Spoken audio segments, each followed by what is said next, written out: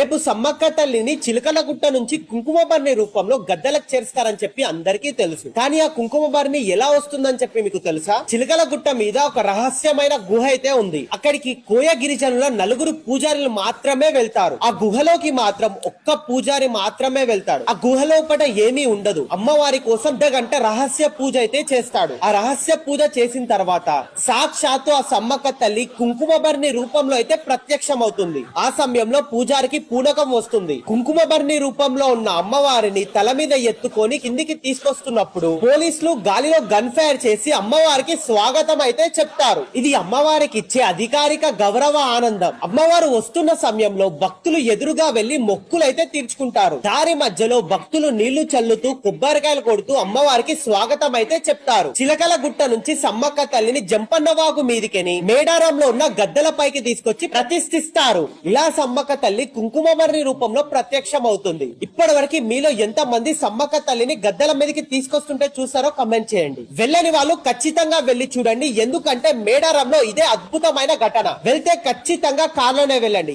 ఎందుకంటే మేడారం జాతర అయితే స్టార్ట్ అయింది. మీకు బస్సులు గాని ట్రైన్లు కానీ ఏవి ఖాళీగా ఉండవు. కంఫర్టబుల్ గా వెళ్ళాలంటే ఖచ్చితంగా కార్లోనే వెళ్ళాలి. మీ దగ్గర కార్ లేదు ఎలా అంటారా? మా లాంగ్ రేకాస్ యాప్ లో కార్ ని బుక్ చేసుకొని వెళ్ళండి. కార్ ని మీరే డ్రైవింగ్ చేసుకుంటూ వెళ్ళొచ్చు. మీకు 7 సీటర్ గానీ 5 సీటర్ కానీ ఏ కార్ అయినా మీకు అవైలబుల్ గా ఉంటుంది. కార్ ని బుక్ చేసుకోవాలంటే లాంగ్ రేకాస్ యాప్ అయితే డౌన్లోడ్ చేయండి, లేదా 90004784 నంబర్ కి కాల్ చేయండి. ఇలాంటి మంచి ఇన్ఫర్మేషన్ గురించి ఈ పేజ్ అయితే ఫాలో చేయండి.